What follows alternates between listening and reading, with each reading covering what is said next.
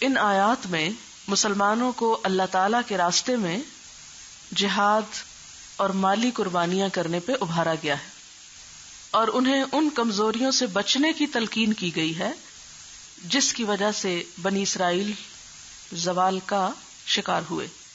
یہاں یہ خیال رہے کہ مسلمان اس وقت مکے سے نکالے جا چکے تھے، 1.5 سال سے مدینہ میں رہ رہے تھے، اور کفار کے ظلم سے تنگ آ کر خود مطالبہ کر رہے تھے کہ ہمیں لڑنے کی اجازت دی جائے۔ تو جب انہیں لڑنے کے لیے کہا گیا تو بعض لوگ جو تھے وہ کسمسا رہے تھے۔ تو اس لیے یہاں بنی اسرائیل کی تاریخ کے 2 اہم واقعات سے عبرت دلائی گئی ہے۔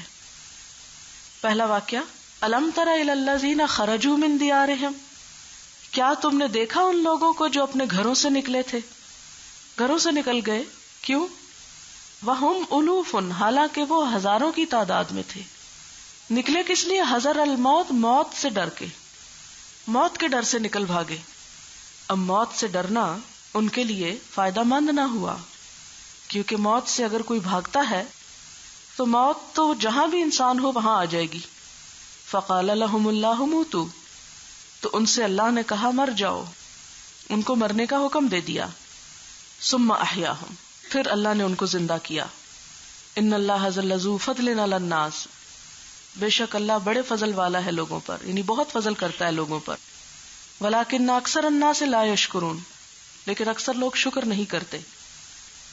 اس واقعے کی زیادہ تفصیلات تو ہمیں نہیں ملتی، لیکن اسے بنی اسرائیل کے زمانے کا واقعہ بتایا گیا ہے، اور اس پیغمبر کا نام جس کی دعا سے اللہ نے انہیں دوبارہ زندگی دی، حزقیل بتایا گیا ہے۔ ح ز قاف یہ لام، حزقیل۔ یہ لوگ کیوں نکلے تھے؟ گھروں سے کیوں بھاگے تھے؟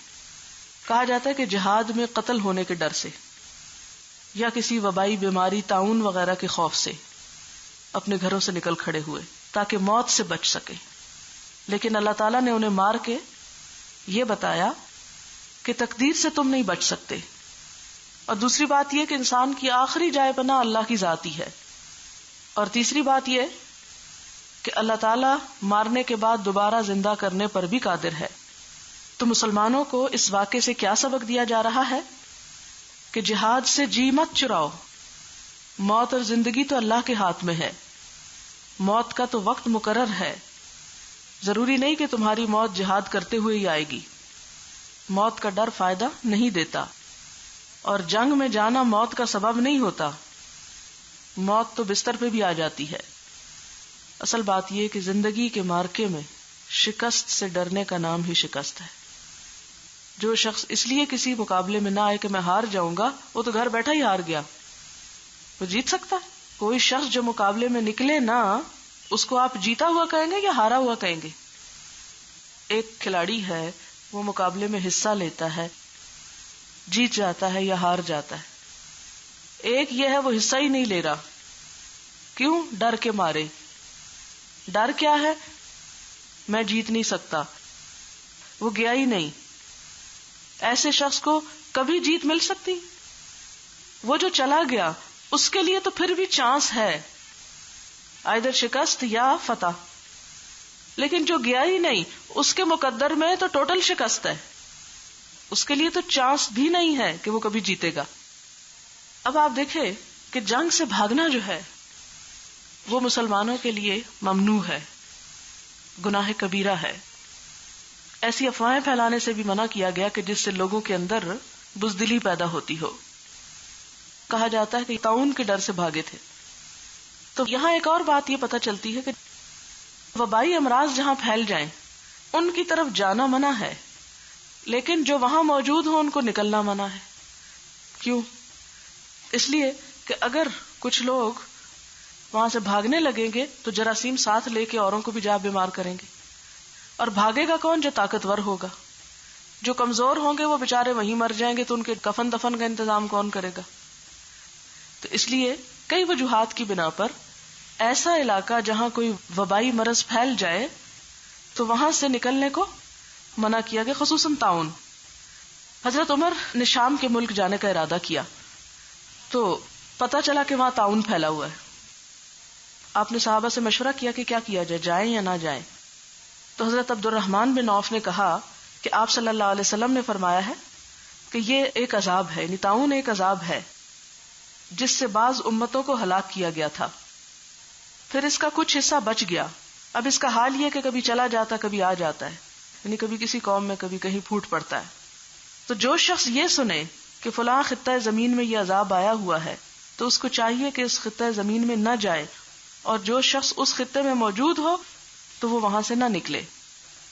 تو بہرحال ہمیں اس واقعے میں کیا سکھایا گیا کہ اگر کوئی شخص موت کے ڈر سے بھاگ کر کہیں پناہ لینا چاہتا ہے تو زمین پہ کوئی جگہ ایسی نہیں کہ جہاں اس کو پناہ مل جائے، اس لیے موت تو آنی ہی ہے۔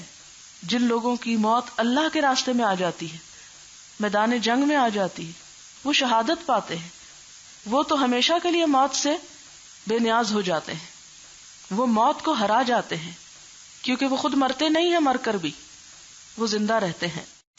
وَقَاتِلُوا فِي سَبِيلِ اللَّهِ، اور جنگ کرو اللہ کے راستے میں، وَاعْلَمُوا، اور جان لو، أَنَّ اللَّهَ سَمِيعٌ عَلِيمٌ، کہ اللہ سننے والا ہے، جاننے والا ہے، اللہ کو تمہاری ہر بات کا علم ہے۔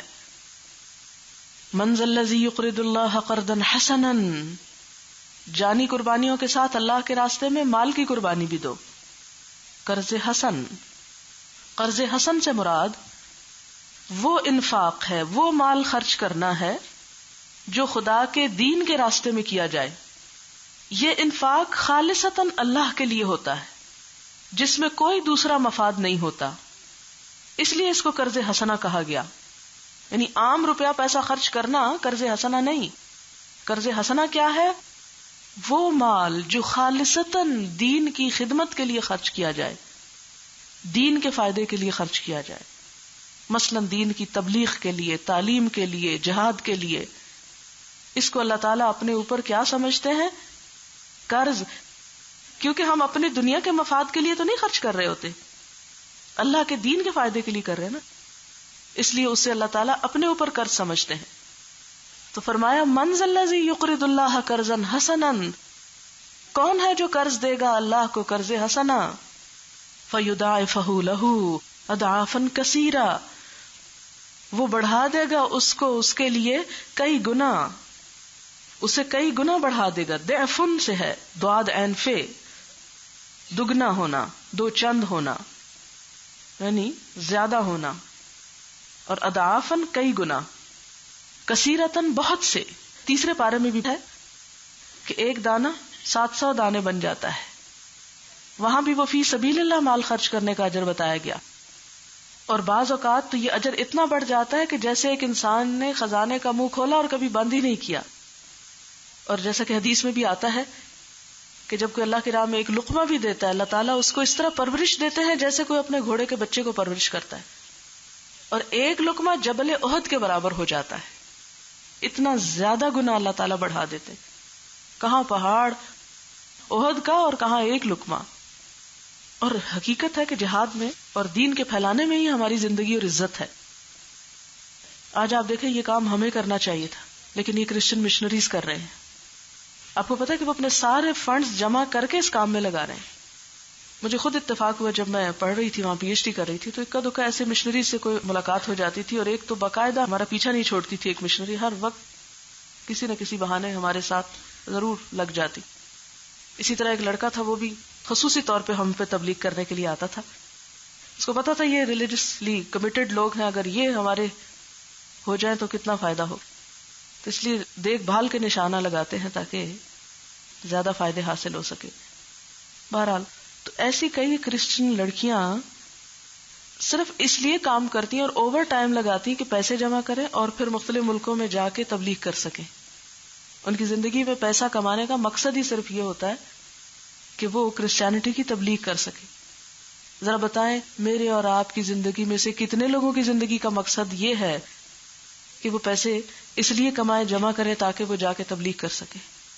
ہم تو یہ چاہتے ہیں کہ اگر ہم تبلیغ کرنے کے لیے نکلے ہیں تو ہماری ضروریات کوئی اور فراہم کرے، ہم کیوں کریں؟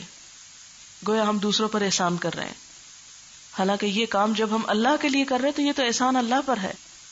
جس کا بدلہ وہ خود کئی گنا دے گا. تو اس لیے جو لوگ اپنی جان بھی لگائیں اور مال لگائیں ان کے درجے کہیں زیادہ بڑے ہیں بنسبت اس کے کہ انسان یہ کہ میں نے اپنا وقت جو دے دیا بس کافی ہے. فَيُضَاعِفَهُ لَهُ أَضْعَافًا كَثِيرًا وَاللَّهُ يَقْبِضُ وَيَبْسُطُ. اللہ ہی سکیڑتا ہے، گھٹاتا ہے اور بڑھاتا ہے. یعنی اس وقت اگر اللہ نے مال تمہیں زیادہ دیا ہے اور تم اللہ کی راہ میں نہیں دے رہے تو یہ ویسے بھی کم ہو سکتا ہے، اس لیے کہ اس کا اصل قوت تو اس کے ہاتھ میں ہے. تم اس کی راہ میں دینے سے گھبراتے ہو، اس کے راستے میں نہیں دینا چاہتے. کہاں لے جاؤ گے یہ سب کچھ؟ یقبضو، قاف بے زواد، قبض، یہ مٹھی کو کہتے ہیں. مٹھی کسی چیز کو پانچوں انگلیوں سے مٹھی بھر کر پکڑنا، ہاتھ کو کسی چیز کی طرف سے کھینچ لینا. خرچ کرنے سے ہاتھ روکنے کو بھی کہا جاتا ہے، کسی چیز کو اپنے قابو میں رکھنا. فرمایا تم مال اپنی مٹھی میں رکھنا چاہتے ہو، اپنے قبضے میں رکھنا چاہتے ہو، اللہ کی راہ میں نہیں دینا چاہتے. تو یاد رکھو جس کی راہ میں تم نہیں دینا چاہتے اگر وہ چاہے تو تم سے یہ سب کچھ اپنی مٹھی میں لے لے، تم سے واپس لے لے، چھین لے، پھر تم کیا کرو گے؟ کہاں جاؤ گے؟ کہاں سے لوگے؟ اور تم اللہ کے خزانوں سے نا امید ہو. وہ یبسط تو پھیلاتا ہے اور دیتا ہے. اگر تم اس کے راہ میں دو گے تو بھلا وہ نہیں دے گا تمہیں، تم فقیر ہو جاؤ گے. یہ تم نے کیسے سوچ لیا؟ وہ یبسط، دینے والا بھی وہ ہے، وسیع بھی وہی کرتا ہے، کشادگی بھی وہی دیتا ہے. اس لیے اس کی راہ میں دیتے ہوئے کبھی نہ ڈرو، کبھی نہ گھبراؤ، وہاں دے کر کبھی ضائع نہ ہوگا. وَإِلَيْهِ تُرْجَعُونَ، اسی کی طرف تم سب واپس چلے جاؤ گے. تو وہاں جا کے پھر مال چاہیے ہوگا. اگر اب نہ بھیجا تو کیا کیش کراؤ گے؟ اس آیت کو جب حضرت ابو الدحداح نے سنا تو فوراً حضور صلی اللہ علیہ وسلم کی خدمت میں حاضر ہوئے. کہنے لگے یا رسول اللہ صلی اللہ علیہ وسلم، میرے ماں باپ آپ پہ قربان، کیا اللہ تعالیٰ قرض مانگتے ہیں؟ حالانکہ اللہ تعالیٰ قرض سے بے نیاز ہے. تو آپ صلی اللہ علیہ وسلم نے فرمایا ہاں، اللہ تعالیٰ چاہتے ہیں کہ اس طرح تمہیں جنت میں بھیجے، یعنی اس طرح تمہارے لیے جنت کے راستے آسان کرے. تو اس پر وہ کہنے لگے میں کھجوروں کے 2 باغوں کا مالک ہوں، اس کے سوا میرے پاس کچھ نہیں. ایک اللہ کے راستے میں دینا چاہتا ہوں اور دوسرا اپنے اہل و عیال کے لیے. تو آپ صلی اللہ علیہ وسلم نے فرمایا کم من غدق رداح ودار فیاح لأبی الدحداح، کھجوروں کے بے شمار درخت اور کشادہ محلات ابو دحداح کے لیے تیار ہیں. یعنی یہ اللہ کو دینے کے لیے آئے ہیں، اللہ نے جنت میں ان کے لیے سب کچھ تیار کر دیا ہے. دینے سے مال کبھی گھٹتا نہیں ہے. بس یہ کہ صرف سکھایا گیا اپنی ضروریات، اپنے بال بچوں کی ضروریات، اس کے لیے اتنا رکھو کہ کسی کے آگے ہاتھ نہ پھیلانا پڑے، کسی کے محتاج نہ ہو. لیکن یسألونک ماذا ينفقون قل العفو، پوچھتے ہیں کیا خرچ کریں، بتاؤ جو ضرورت سے زائد ہو وہ دے دو، اللہ کو جمع کرا دو اس کے بینک میں، تاکہ کل جا کر کئی گنا زیادہ حاصل کر سکو. اور آپ دیکھیں کہ جب تک مسلمانوں کی یہ صفت رہی، وہ مال اللہ کے راستے میں خرچ کرتے رہے، وہ ترقی کے عروج پہ چلتے رہے، ترقی کے زینوں پہ چڑھتے رہے. لیکن جب انہوں نے اللہ کے راستے میں دینا بند کر دیا اور سارا کچھ صرف اپنی ذاتی خواہشات اور ضروریات اور آرام اور تعیشات پر لگایا تو دنیا میں ہی ذلیل و رسوا ہو گئے. لوگ کیوں نہ ہوں کرسچن؟ اس لیے کہ انہیں زندگی کی وہاں ضروریات فراہم کی جاتی ہیں، ان کی مدد کی جاتی، ان کی خدمت کرتے. آپ کو پتہ ہے کرسچن مشنریز کس طرح کرسچن بناتے ہیں؟ وہ صرف تبلیغ سے نہیں بناتے، خدمت سے بناتے ہیں، اور خدمت کے لیے اپنا جان اور مال دونوں لگاتے ہیں. اور ہم دین کو مال کمانے کا ذریعہ بناتے ہیں کہ اس طرح کچھ اور ہمیں مل جائے.